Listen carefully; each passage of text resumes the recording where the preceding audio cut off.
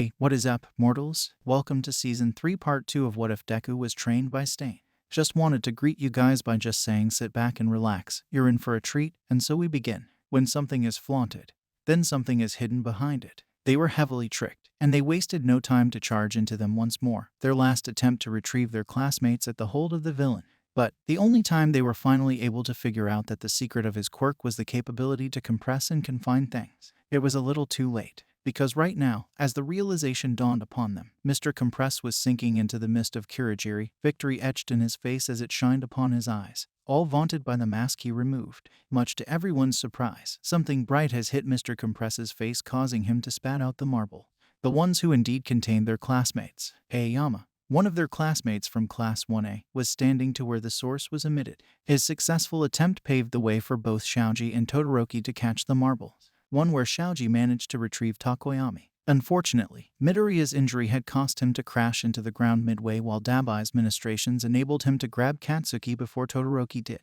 How sad, Todoroki Shouto, was all that Dabai could muster at the sight of Todoroki's horror and failure to grab Bakugo away from them. For a moment, he smirked smugly at the young one before his gaze turned toward Mr. Compress, ordering his comrade despite the other's claims how the laser had ruined his show. Confirmed. Release it. Sure then, no problem. Bakugo was then released from the quirk, his face unreadable. Whether it was fear or of the horror as Dabai wrapped his hands at his nape, it doesn't matter, especially to Deku, who had just been forcing himself towards their direction. He was indeed desperate. Kaken, move, move, he is just in front of you. Move your body, he endlessly chanted in his mind. But what could he do? What could he have done as his childhood friend and classmate has slowly been sinking, vanishing amidst the mist of the villain? The unreadable expression still plastered to the face that had shown confidence all this time as he said, "Stay back, Deku." It just happened that fast. Midoriya felt as though the world had stopped the moment Bakugo had vanished along with the league. He was just in front. I could have reached. I could have done something. Over and over, he chastised himself for how he lowered his guard, leaving the weapons that could have aided him through the fight with the muscular villain, on how he prioritized engaging in a fight over running away if the goal was only to secure Kauta.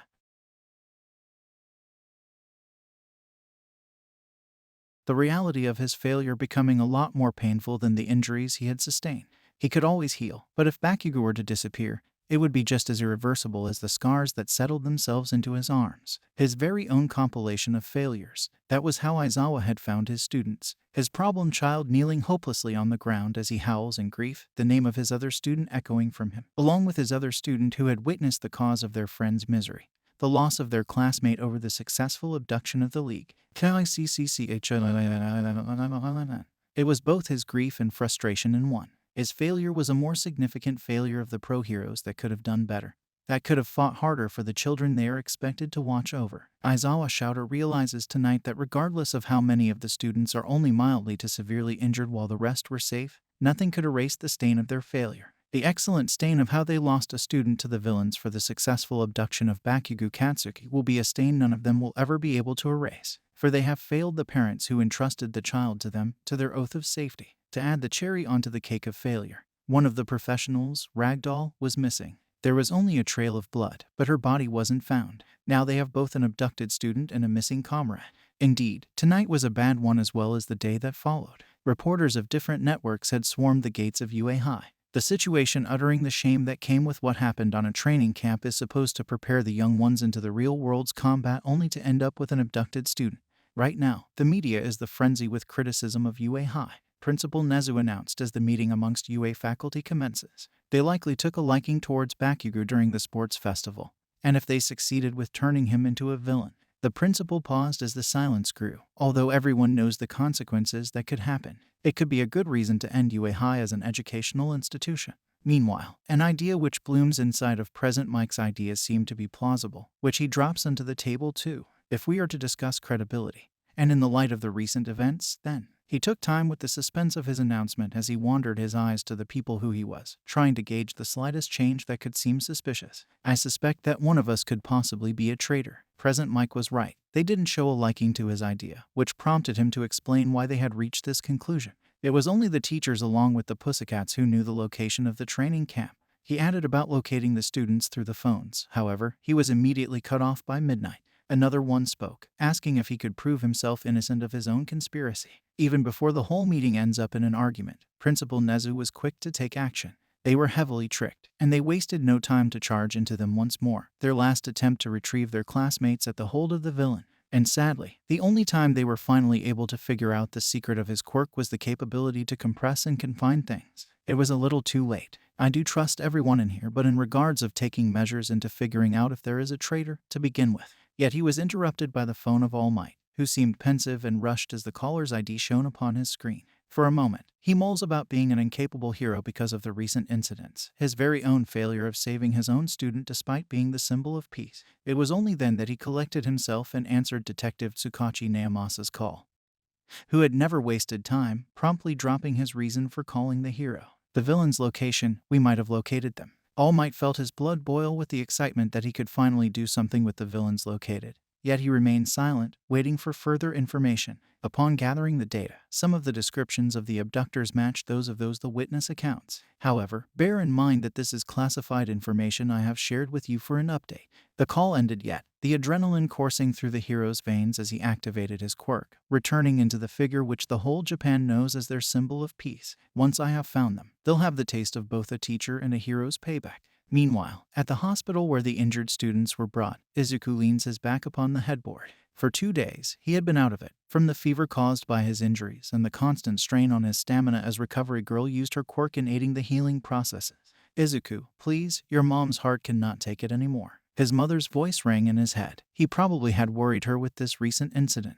Breathing out a sigh of frustration as he recalled the night that caused him to be in the hospital, Izuku's gaze turned into the window, momentarily basking himself in the silence as he only requested that only a few of the class should visit him for the meantime. All Might said one cannot save people who where your hands can't reach, so do your best to save those within your reach instead. Tears were threatening to leave his eyes while Bikagu's unreadable expression that night crossed his mind. His warning of not to come. The purpose of my quirk ... KSCCHAN ... He was within my reach that time. He hated how it happened, just as what Aizawa had told him for just a while. If you go on just trying to save someone by yourself, you will end up no better than a fool. He reflected upon it this time that while a hero's essence is to save, the hero's condition shall also be considered in this equation, for a dead or injured one cannot save anymore. Midoriya Izuku had learned his lesson the hard way, and he would not take this lightly this time. I thought you may have wanted this. His classmates, Kirishima Ijiru and Todoroki Shoto entered, uninvited but welcomed nonetheless, significantly when the red-headed classmate carefully dropped various items ... very familiar items upon his bed. They just gave him his weapons, which he kept in his room where they had their training camp. About what they just did. Moreover, the implications of their actions in giving him his weapons was evident as the sky. It held the request that he aid them in rescuing their abducted classmate by themselves. I cannot sit around anymore, watching this whole thing unfold without any updates as to where Bakugo is. Ijiru started. His eyes wandered into the weapons. You didn't like your belongings being touched without your permission, but I just did what I thought I needed to do, Midoriya. Admirable, such a heroic quality unfolding. This initiative, he thought, impressed by the initiative that his two classmates showed. And then just maybe, the hero society isn't as hopeless in this generation of them. We heard Yarazu was able to plant a transmitter upon the Namu of one of the villains that came that night. Todoroki continued as he heaved a sigh, gathering his thoughts as he proceeded. In other words, heterochromatic gaze met his viridian ones, whereas Midoriya knew where this is going, and he liked the direction. We could ask her to make one. However, their conversation ended as Ida, who was listening to them the whole time, steps into the room, face gravely full of disapproval as he looked at Todoroki and Kirishima, for they barged into the room just to suggest something which the professional heroes forbade them to meddle with. This matter should be left to the professionals. As your class representative, I am heavily against this course of action. Kirishima Ijiru loses his composure with the sudden outburst of their class representative. He knew well that they should not meddle, but, I know that damn well, man. But I could not stand to do just nothing. Hearing a friend being targeted, I could not do anything. Disappointment upon himself was evident with how the red-headed young hero spilled his frustration, which Todoroki and especially Midoriya, who have seen the whole abduction themselves, could heavily relate to. If I don't do something about it here, then how could I even call myself a hero or a man? Dead silence permeated in the air as Kirishima finished his outburst. Ida remained composed to contemplate what his classmate just said while Todoroki sojourned his neutrality. At this point, it was only a matter of deciding whether or not Ida would be able to convince them to abort their attempt. This is why, as he met Midoriya's eyes to seek his approval, his support to stop the two, for it would only be a futile attempt. The green-haired young hero just smiled. However, his eyes were heavy bitter, and Ida was so sure he lost the moment Midoriya turned his eyes upon the window of his hospital room.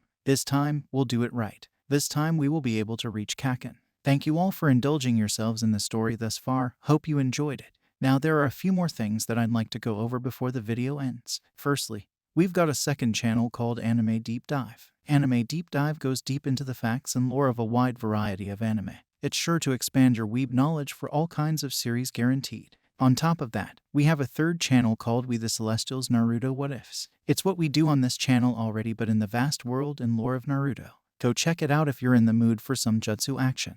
I'd like to let you all know on behalf of We The Celestials, I'd like to thank everyone involved in the production of today's awesome content. Their details will be in the description below. If you're perhaps interested in what we do here at WTC, then I would like to extend out an invitation to join the team. The only caveat being we only accept members 16 and older to join our crew. You can find us on our Discord, which you can locate in the description below. Our Discord is an all-around fantastic place to be, whether you're a fan or looking to join our band of misfits. All you gotta do is hit up the recruitment server and sign up for whichever category of work fulfills your interests. We're always looking for members to join us. Well, that's it from us for today's video. So thank you all for watching and have a great day.